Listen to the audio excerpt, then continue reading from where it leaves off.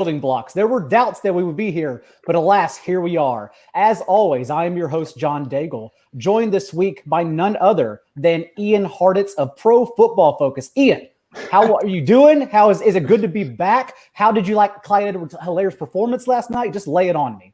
Great day to be great, John, as always, man. Good to be back with the old stomping grounds talking DFS with you. And yeah, I'm sure if we had been on our usual Thursday schedule, we would have nailed that Clyde Edwards-Hilaire play and Jordan Akins. So no doubt in my mind about that. But yeah, I mean, I know you were kind of leading the Darrell Williams charge for the industry for a little bit. So he in your defense, he had the opportunity, just didn't really do all that much with it. But I think it's Clyde Edwards-Hilaire's season here on forward. I mean, that was like the worst case scenario for him with no targets and getting stuffed at the goal line like 20 times or whatever it was. So all in on CEH as always. 9 touches, and more surprisingly, he didn't get the carries inside the 5. He didn't touch inside the 5, which is both great for Clyde Edwards-Hilaire and was shocking in week 1. The mentor lives on, though. But alas, this show is differing this year. In a pandemic, the rules are out the window. So we've added a third man. And Hayden Winks, you're on board for the entire year now. Yeah, I am, man. We can't just bury the lead without Sammy Watkins talking about him. He was the guy. Come on now. He balled out. He's going to be a wide receiver 3 this year. Well, here we are to talk not about what happened last night, but the week 1 DFS main slate. And that's important to note because that takes away the Cowboys-Rams game, the Steelers-Giants, and the Titans-Broncos on Monday night. We are only talking Sunday's main slate for both DraftKings and FanDuel. And again, we're changing up the format with what we're discussing here because we also want to give listeners a big picture approach and help you build lineups. Fishing poles, not fish. So I want to start with what we are calling, and it's a working title. Who the hell knows if it's going to keep on going the rest of the year or not? The decision point. And that is, Hayden, because I know you were just coming in fresh. I avoided until Monday looking at salaries. You've avoided until basically this morning looking at salaries. What is wrong with you guys? I was looking at salaries 3 weeks ago. The fresh look, buddy. 3 weeks ago doesn't help for week 1. So I want to start with Hayden here and get what has been your biggest decision that you think the listeners need to be aware of and start deciding right now when building lineups.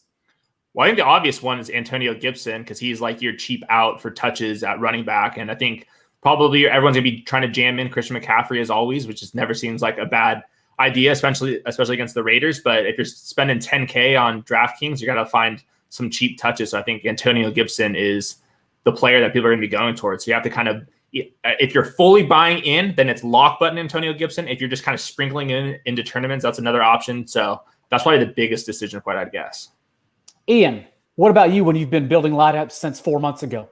I think it's do you want to pay up for Lamar Jackson or not? I mean, 8,100 is his highest price in the regular season. And, you know, looking at this Browns secondary now as banged up as they are at the end of the week with Greedy and Mitchell and even a safety out of the picture, it's one of these situations where, okay, Lamar is price high, but Andrews and Hollywood are low enough that you can almost get this stack for like a reasonable price compared to some of the other combinations when you kind of incorporate different prices. So, yeah, I mean, Lamar, Hollywood, Andrews, man, I'm going to have a lot of these stacks, I think, with this combo. I understand Lamar's passing touchdown rate might go down this year, maybe not in week 1. And as I think Hayden was one of the first guys to say this offseason, you know, just because your regression efficiency might go down, the volume could be going up. So for Andrews and Hollywood, I think perfect matchup. And while 8,100 is pricey, we've seen bigger DraftKings quarterback salaries back in the day. I'm fine eating that.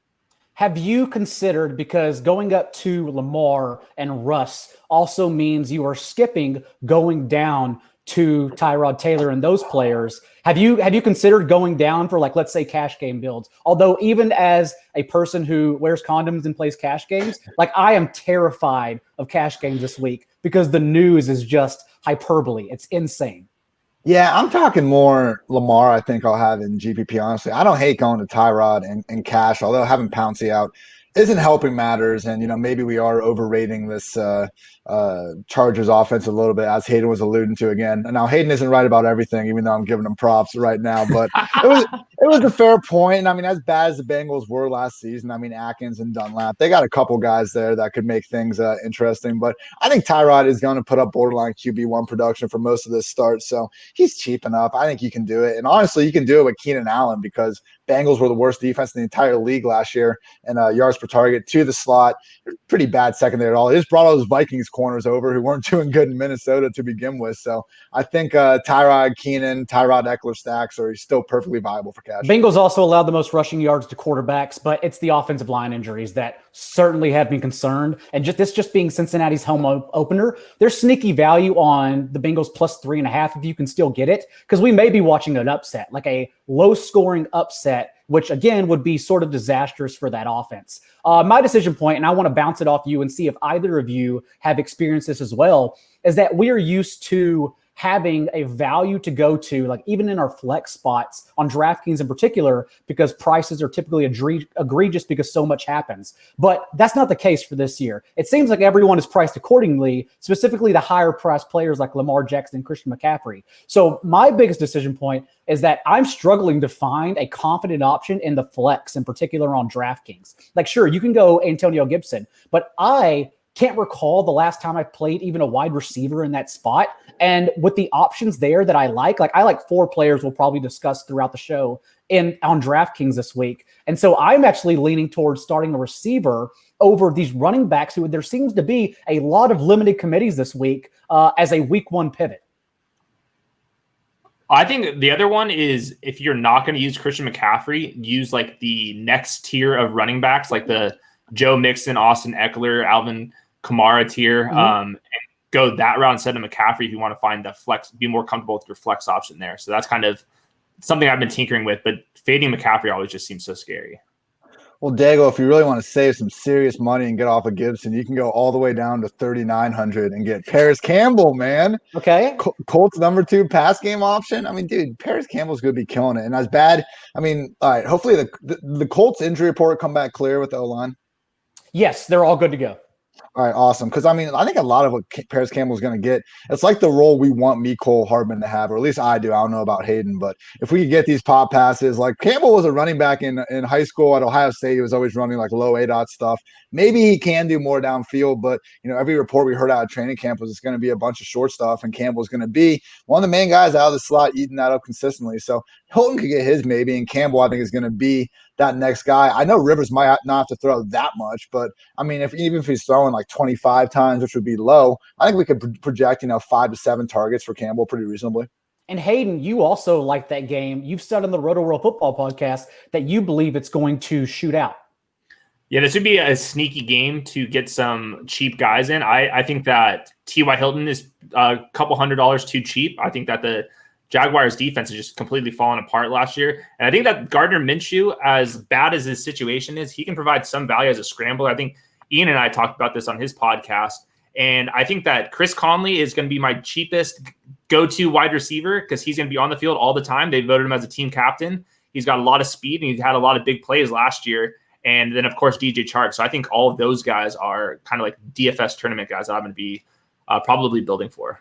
Well, thank you for everyone for joining us. Again, we are live on NBC Sports YouTube and the Roto World Twitch. We are actually taking your questions on the DFS main slate across sites throughout this show as we continue on. So keep them coming in, and I'll make sure and ask the panel of people sporadically. Also, if Josh Norris is watching, this is the first time I'm being a producer and I need help. Let me know how to isolate these people because I can't figure it out on my end. So anyways, we'll move on with the next topic, and that is the player who we believe will have our highest exposure to. So our most rostered player, no matter what the site is. Basically, the one player you are the most confident in DFS this week is Ian.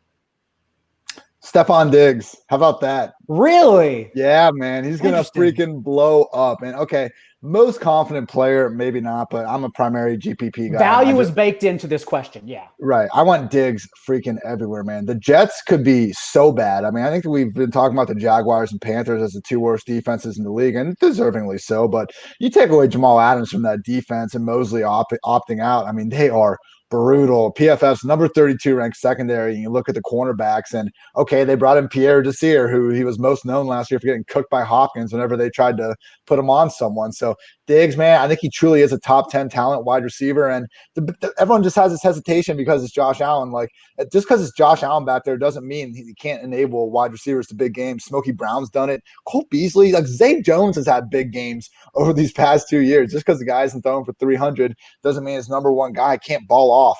especially in this matchup. I mean, I know all these sub 7K receivers are like, you kind of talk yourself into most of them, but I just think Diggs, look at some of these projected ownerships, and this again just could not be more of a cake matchup. I think he could really boom first game with the Bills. And Diggs actually super cheap on FanDuel, 6,600, which relative is a great price, and on DraftKings 6,400, which is higher given all of the options in that range there. Hayden, lay it on me. It's Marvin Jones, and I think Marvin Jones is kind of getting overlooked even before the Kenny Golladay injury. He would have like wide receiver 2 fantasy usage last year with Stafford. The offense just basically changed under the new offensive coordinator. A lot more downfield targets. That definitely helps Marvin Jones, especially as a tournament play. But Kenny Golladay out. Danny Amendola was on the injury report. He's going to be fine and ready to go. But it's just going to be Marvin Jones with a bunch of targets this year or this game. He's priced at 5,500 on DraftKings. That seems like 1,000 too short with the Kenny Golladay injury. So I'm sure he's going to be pretty chalky, but I'm definitely willing to eat that. That's fair. Yeah, and given the Golladay news, it does sound like Marvin Jones. I haven't played around with it just yet. Will probably make his way into cash game builds as well. Mine is another player who I'm actually surprised we haven't heard more talk on, but I know, Hayden, you have ownership projections over there, so I would like to know where he sits, and that's Marquise Brown. You have both Greedy Williams and Kevin Johnson, the number 2 and 3 corners on the Browns behind Denzel Ward, both injured and out this game, or most likely out. And then you also have MJ Stewart, the 4th string corner, questionable. Marquise Brown, who added 20 pounds of muscle. The hope is this game would shoot out like the Browns hung in. That's a narrative that matters, Ian. The hope is I saw Will Fuller. I believe you. The hope is that the Browns stick around, but even if they don't, again, Marquise Brown, Mark Andrews, Lamar Jackson stacks will likely be popular. The best part about this as well is that if you believe it's a shootout, you can roster Odell Beckham confidently and not worry about Jarvis Landry, because he even told media today that he's more of a packaged player to start out. Like they have personnel for him because he's still clearly limited from offseason surgery. So it makes it an easy, explosive player to roster if you're going to go with the confident double stack of the Ravens offense. Yeah, Marquise Brown. Just real quick, his ownership is around 20% on both sides. Okay, that's fair. Yeah, I was going to say, I was wondering what Browns player to maybe finish off that stack with. It does make sense with Beckham. Even though the cornerback matchups are tough, I mean, look, he's good enough to win anything. And, as good as Marcus Peters was when he came over to Baltimore last season, I think he's due for to bite on one of those sluggos. We might see Beckham crack a big one. What do you guys think about Kareem Hunt, though? Because, it's a tough matchup for Nick Chubb. We don't know what Hunt's usage is, but I mean, if the Ravens get up, he could just be out there a ton racking up targets, and he's pretty cheap and looks like he's going under the radar. I don't say this as someone who will definitely roster him, but I will say the ambiguity of that backfield with a new play caller in Stefanski does give Kareem hope that he gets more carries in week 1. Yeah. In this same matchup last year, the game was 31-15, the Ravens over the Browns, and Kareem Hunt in that game caught 4 passes only. So unless his role has really changed this year with the new coaching staff, I'd probably be avoiding that, even though that game script seems to be in his favor. But I don't know. Like, if the Ravens could have the ball for like 37 minutes and like all of a sudden like the game's over before you can get any Odell or Kareem Hunt action. That's fair. Ian, we have a question from the chat on the Diggs call. Do you think it has potential to explode even if there's rain and 13-mile-per-hour wind, which the weather suggests right now? It's only Friday. As we've seen in these things time and time again, people tend to overreact to weather, but let's just say it stands like that. How do you feel?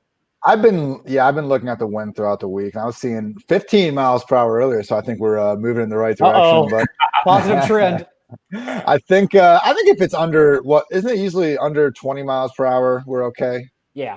So if it stays with that, that's fine. I'm not worried about the rain at all. And rain and snow, typically we don't worry about it at all. It's only the wind. Well, I think for that particular case, I think the wind probably will help Josh Allen actually hit his open receivers downfield. He usually is off, and maybe the wind will just bring it right into Stephon Diggs' lap. I like that theory. Let's go with the opposite direction of that question, though. Who is your number one fade? Let's start with you this time, Hayden, against the public, against the ownership, someone we know will be highly rostered, but you don't want any part of. I think Miles Sanders feels a little bit trappy here. I see ownership projections like 25-30%. He is underpriced if he was fully healthy, if his offensive line was fully healthy. The problem is that neither of those things are true Plus Washington's defensive front, we're going to learn very quickly, is very good. And I'm not sure if the public knows that yet. I mean, Daigle, I think you said there's 5 first-round draft picks on the front 7, a lot of experience, and then even the young guys that they're adding to this are just absolute freaks. So I think there's some ways that the Eagles' offense kind of doesn't fully get on the right foot here. So I would be looking other ways at running back instead of Miles Sanders. Ian, were you waving at a fly, or was that like you don't like that call at all? Dude, if I go out there fly, I don't miss. I am the most pro fly spotter you've ever seen. No, I had Miles Sanders written down as well for all those reasons. I mean, all those first rounders plus Ryan Kerrigan, just an absolutely phenomenal front. Yeah, I mean, Sanders might have the receiving floor, but who knows if Boston Scott, even Corey Clement, who's there now and apparently pretty healthy, could factor into that. Looking at some of the wide receivers, I guess Terry McLaurin being so like 20% chalky at 5,600 is a little surprising to me. I'm not going to have a ton of him. I mean, you don't need to fade him in DFS, but Darius Slay is a tough matchup. And I think Darius Slay with the pass rush is going to be real interesting. And McLaurin, he only had 70 yards in the matchup last year when he could have scored twice with some better balls. But again, it's just a tough matchup. And like same thing with Parker and Gilmore. Like just because Parker won once, I'm not running back there to kind of attack that again. So McLaurin at 5,600, like I would just much rather have Marvin Jones, even like a Smokey Brown in that situation. Just for GPP, I don't get the overall obsession with Terry this week. And I don't think, did either of y'all mention Andre Dillard and Brandon Brooks both being out as well? Like against that defensive line, that's a big part as well. Even though I do think this number on the total is still a little low, I think it does have some shootout potential. Eagles are implied to score 24 points, Washington only 18.5, and I think they have much more upside than 18.5 team total in this game. Mine is, I'll go actually on the other side of the ball, and I think Antonio Gibson on FanDuel in particular. Now, on DraftKings, we're working with different contexts because they heightened their floor on minimum players, and thus players are now 4K for the stone minimum. Antonio Gibson's minimum on DraftKings, except we know he's going to be used as a pass catching, like receiving back. That's the whole reason they cut Adrian Peterson's veteran ass, because they said you need to be a pony back, which I had never heard before they used that term. I had never heard web back before the Cowboys used it for Tavon Austin. I'd never heard pony back, but clearly he was not versatile enough for that offense, for Scott Turner, for that team. But the thing is, his range of outcomes in week 1 is clearly extremely volatile. And that's why, as one of the higher owned players in tournaments, and Hayden, I would like to hear your roster percentage over there after this. That's why I think he's more than capable of fading on FanDuel in particular. Now, on DraftKings, you still can. You have talked about Paris Campbell, Ian, as a 3,900 player with upside, a super specimen out of college. Chris Thompson is the same price. And, we question Chris Thompson's ceiling, but we think it'll be negative game script. Hayden thinks it may shoot out, which would be good. And then also, you really just need Gibson to fail, and that's certainly possible. Thompson could easily walk away on Sunday with more catches than Gibson as a whole for the same exact price, going overlooked. So I think Gibson is one that in tournaments, for sure, you can get off of, even though in cash games, I'm still going to load up on. Yeah, I think Gibson's in like the 15% range on both sides, somewhere around there. So I get it. I'm going to have to build lineups with actually trying to tinker around with the pricing. On DraftKings in particular, though, turning down all those touches at 4,000 is going to be tough, at least in cash. Yeah, that's the way I feel. We have a question from the chat from Fly Eagles Fly. He asked, AJ Green, do we think that is worth it in week 1? And I'm going to give a quick answer and say no, it's not. I don't even need to have analysis because he's playing his first game since 2018. He battled a hamstring injury. Paul Denier, who's been all over that team all offseason, suggested that he would be limited to start in week 1. So I am concerned about AJ Green. I don't think it's the week to attack these Bengals, not in this matchup. And Green, Boyd, Burrow, just wait till next week. We got the Browns, week 2, and then we'll talk about this then. Yeah, Green said that he still is working on his conditioning. He just had his first full practice in 2 years. I'm kind of buying AJ Green long term this year. I think people are kind of sleeping on him. But week 1 against those corners, there'll probably be better weeks. I'm kind of selfishly hoping that the Bengals offense kind of just has a very mediocre week, so then next week we can really load up on this team. I think this offense can be better than what people think. Question from the chat from Rick Daddy, and I actually want to run with this as a topic because there's two ways you can do this. He asks, how are you approaching tight end and DK cash? And I think it lends to either spending down, all the way down for, let's say, Chris Herndon, or spending up for George Kittle. The issue in that is that the Jets' offensive ceiling it seems disastrous. Like if they put up 14 points, it would be the shocker of the entire week. So although I like Herndon's target share to be high, I think his ceiling is capped at 6 catches. We don't think Kittle could maybe be a little bit of a trap. Tell me, let's hear it. How come the entire offseason we hated on A.J. Brown for not doing anything in the playoffs, and Kittle went 5 targets, 1 target, 7 targets, never cleared 40 yards? He has these down weeks. I mean, it's part of it. And I know it's the Cardinals, and Isaiah Simmons isn't going to shut down one of the game's best tight ends, but it just wouldn't be that surprising if the 49ers have one of these games where they're able to run the ball up and down the field. I know that wasn't the case last year. They threw the ball all over the place against the Cardinals, but they're so banged up at wide receiver. I just don't know how much volume is going to be there. And sometimes they need Kittle in there to block. I mean, I'm high in the guy for the year, but looking at him versus Mark Andrews, I would almost rather just take the discount, particularly if I'm already rostering Lamar Jackson. So I would go Andrews, I think, with if I have Lamar in cash. If I'm going Ty God, then I would think about Herndon. I think for me, the easy pivots is, like you said, is Mark Andrews instead of George Kittle if you're paying up. Save that $1,200, put it towards a running back. And then the other pivot off Chris Herndon now is definitely TJ Hawkinson, who's apparently healthy, had good training camp reports, and no Kenny Golladay. The matchup isn't pristine, but it's not the worst matchup either. And I think that if that game does shoot out a little bit, I mean, we've seen some of these really weird Lions-Bears games recently. I think that Hawkinson at 4,200, if he's going to be a top 10, live up to those top 10 draft potential, this would be the type of matchup that you can take advantage of him. Because, I mean, he could break out and be $5,000 plus for the rest of the season. So this would be kind of the game to kind of take advantage of that. And that one, I feel like will probably get more talked about as DFS shows start coming out over the weekend. But that's one that actually became an amazing pivot without Kenny Golladay.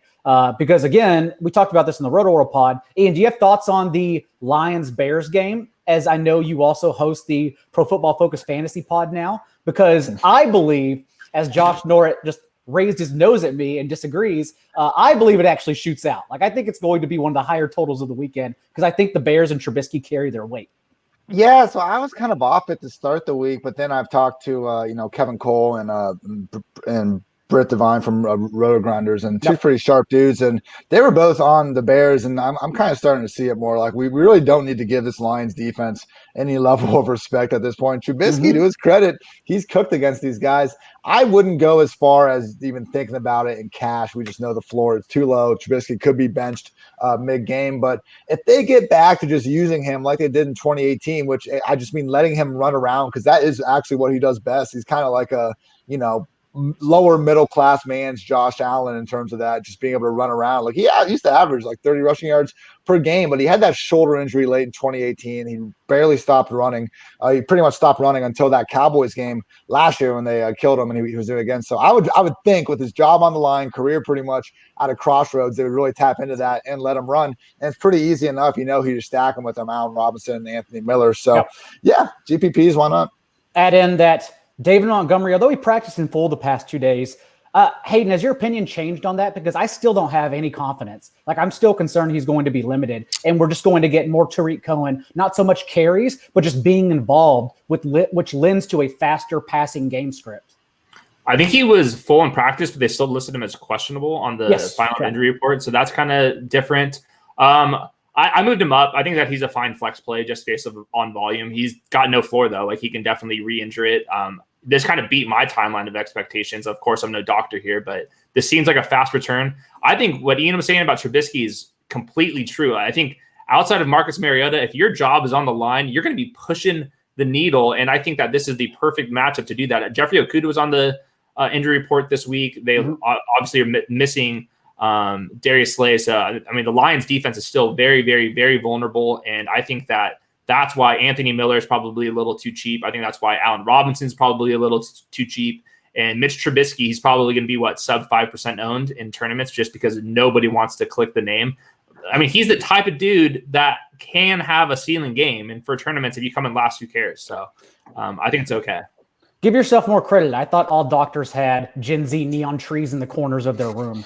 That's right. To answer your question, though, Rick Daddy, I'm spending up personally. But again, take this with a grain of salt because I haven't tried building with TJ Hawkins yet. And as the more we all discuss him, the more it does make sense to pay down at that position. But I do like George Kittle. Last year in particular, Niners ran 66 and 69 plays in up-tempo affairs against the Cardinals. And I think the Cardinals can push their offense as well against the Niners because they're catching their defense at the perfect time. Just Fred Warner coming off the COVID list just on Wednesday. And then we talk about D Ford and Nick Bosa both being banged up and returning to practices on limited basis. So I think it's a very good time to catch them. Lends itself to a shootout. The over-under is currently 47. And I think it goes a couple points over. So I like that matchup and just George Kittle in particular. Though, as Ian said, a pivot to Mark Andrews clearly just fine because he's Mark effing Andrews. Like Hayden Hurst left behind 15 routes per game. What if for the first time in his career, Andrew plays over a 41% snap rate? Like, what happens then? He's going to go off. Daigle, we just said all those things about potential shootout with Cardinals 49ers. What do you think about the Cardinals undisputed RB1 then? Kenyon Drake? Is that what you're saying? Yeah, of course, Kenyon Drake. Okay. I just wanted to make sure you weren't trying to throw Chase Edmonds on me. I want Drake over Sanders everywhere. You're about to say something, Hayden.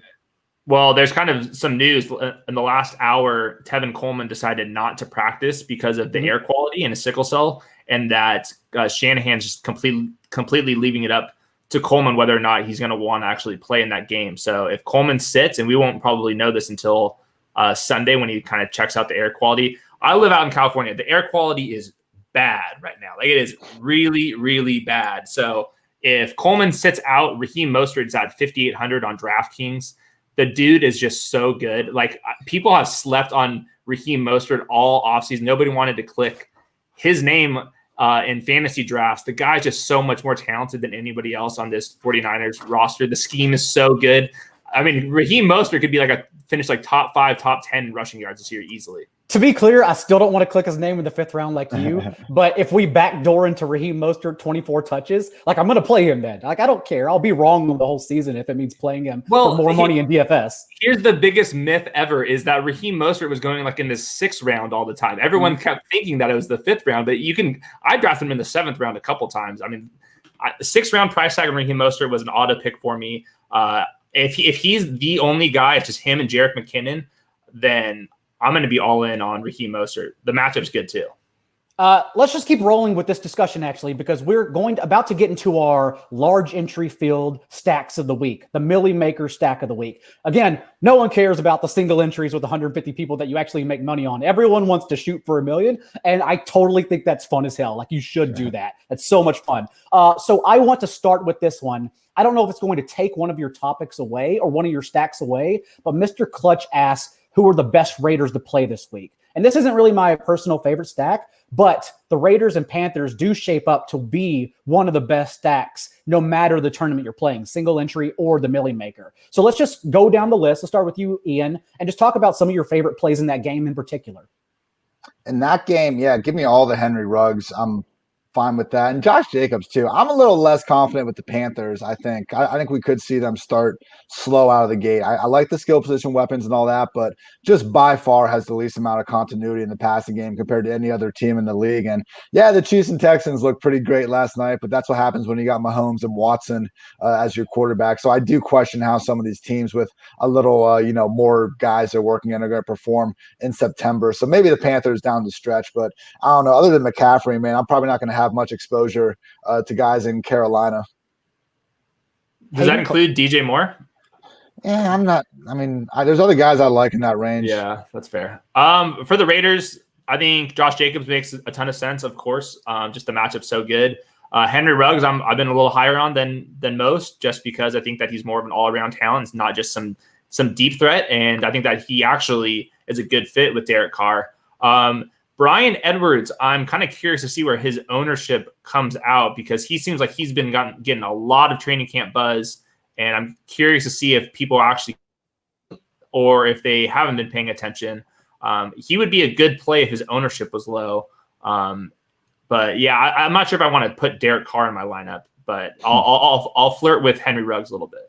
So for me, I was down on the Roto Report this week on Bryan Edwards. But again, making that decision in redraft, we can easily come back from. Whereas we're making 1 week decisions in DFS. So the consequences are larger, but also the payouts immediately are much larger. And we chase payouts, not consequences. So I do actually like Bryan Edwards at a cheaper cost if you're stacking that game. What you were saying, Ian, my favorite part about the Panthers, though, is that it is mysterious. And that allows it takes multi-entry, of course, even if it's 3 lineups, but that allows us to take 2 of 3 of their receivers. And we can eliminate Ian Thomas altogether since he's just coming off turf toe. That dwindled the target tree down. So in an up-tempo affair, as Joe Brady recall, when he was talking before LSU, when he got hired during the national championship run, as he proved, he said that he wouldn't stack the box in order to provide more protection. He'd just get the ball out quicker. And left guard Dennis Daly is out this game. And that doesn't mean like he's going to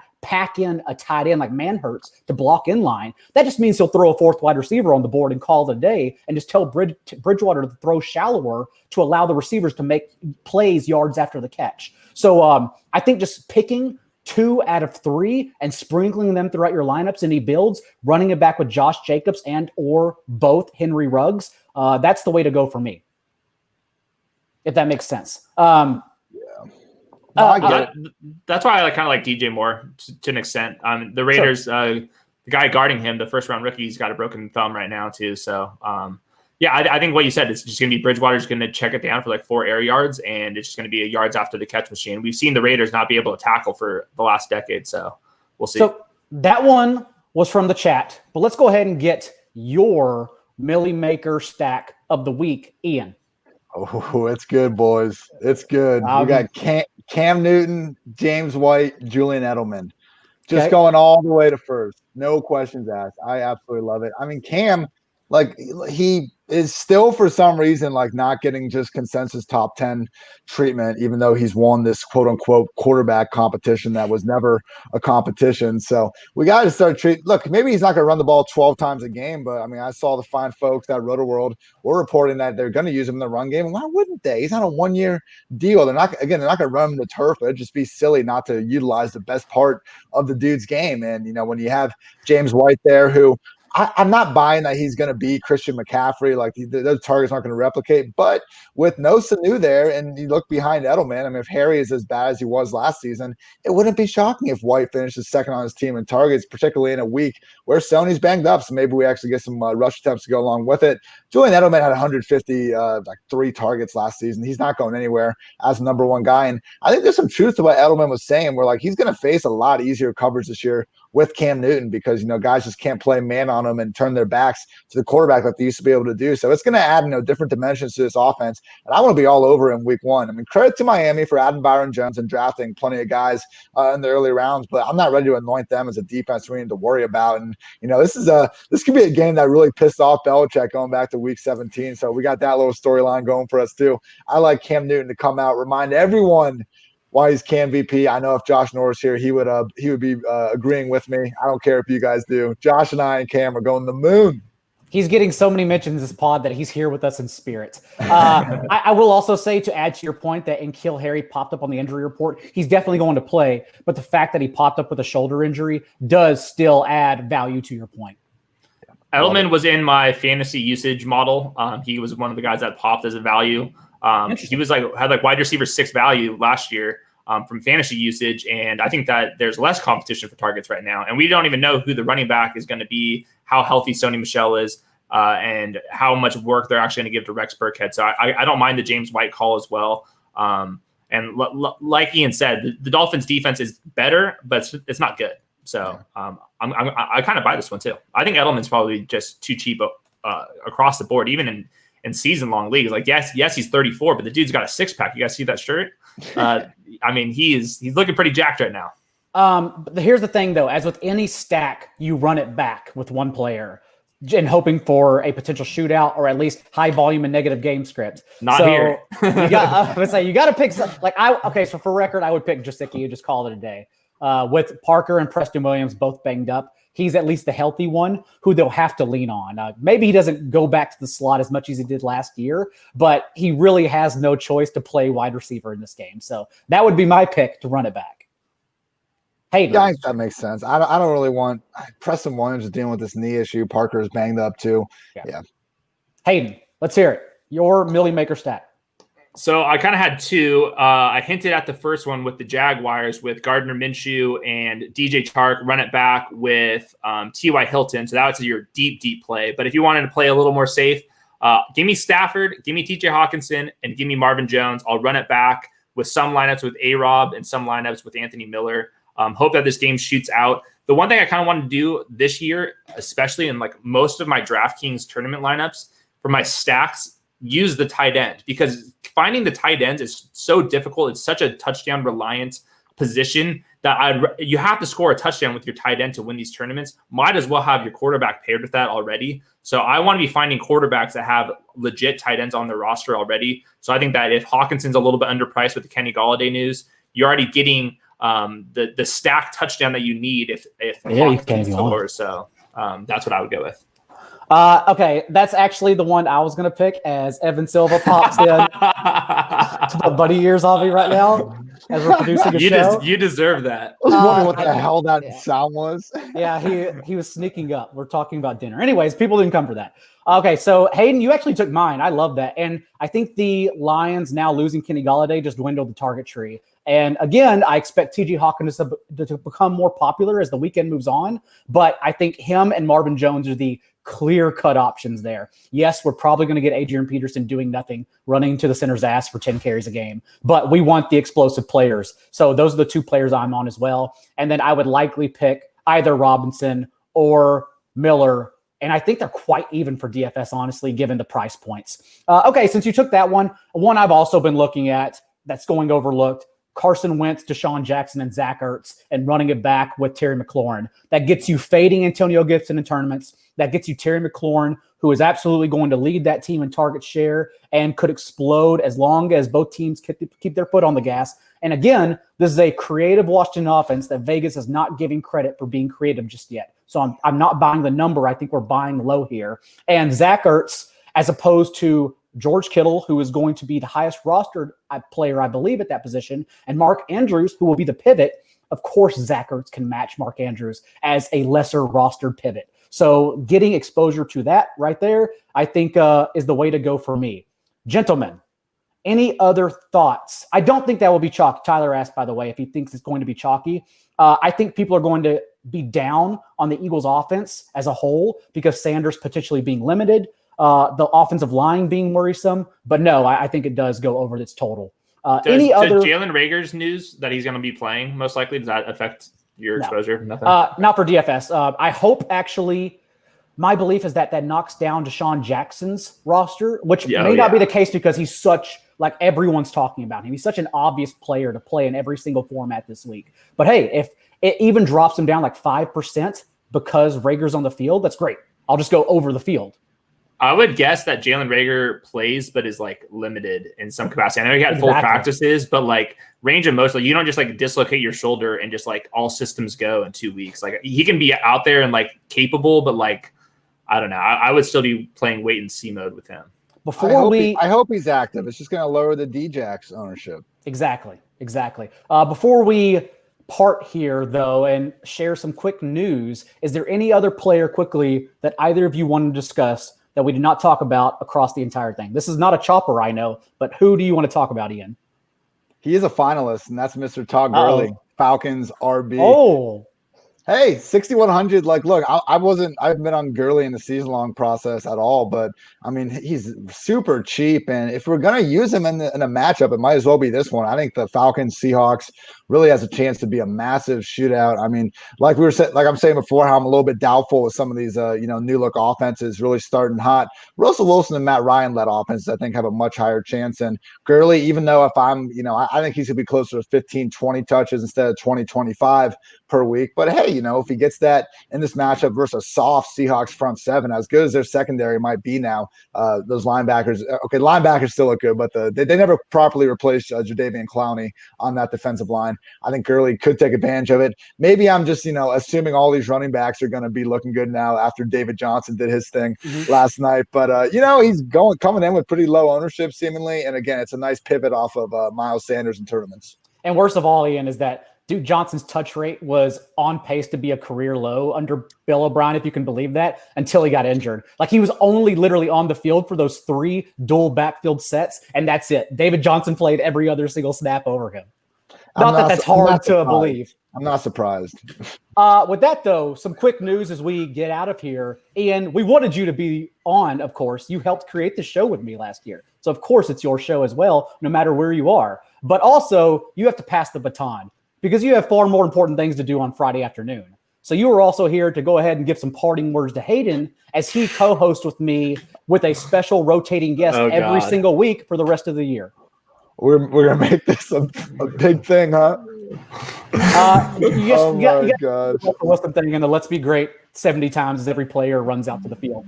Hey, you just got to say great day to be great a lot, Hayden. And, it's unfortunate, Daigle, if you guys are doing this now at 6 or 5 or 6 p.m. on Fridays, let's start like making it into a happy hour format, because I know we couldn't do it at the Roto World offices, but this could be like combining both our building blocks and our best ball like happy hours that we were just getting wasted on back early in the off season. So if you guys can combine that into this, I really think you have something special. I'm rooting for both of you guys. Good talking as always. And a pandemic, like I told you, the rules are out the window. So it's all over. We'll just be day to day. It's just fine. We'll figure it out. Ian, tell the people where they can find you. Yeah, check me out on Twitter at iHeart. It's also hosting the PFF Fantasy Football Podcast shows on Wednesday, Thursday, and then after Thursday night, Sunday night, and Monday night football. Just a guy trying to be a dude over here, and I cannot wait until our first Week 1 NFL Sunday, boys. Let's get it. Hayden, what do you have coming out this week, and what is your weekly columns? 2 of them. I got a fantasy usage model, which is basically a buy low model, have some values there. And then the fantasy blueprint, how to incorporate the lights up here. So the fantasy blueprint is my team by team breakdown. I got notes on every fantasy relevant player. If you like charts, if you like data, that's your column. And of course, for all season long stuff, you can go to rotoworld.com/edge, use the code Daigle10, or if you must, Hayden10, but preferably Daigle10. Winks 10. Winks. It's Winks 10? Yeah. Okay. Get 10% off, whatever the case. That's why you just use Daigle10, because who knows? Get 10% off the rest of the season-long content we have between rankings, cheat sheets, profiles, everything we're working on midweek. So with that, that's week 1. Good luck to everyone. Thank you for tuning in, and we will be back next week. See you then.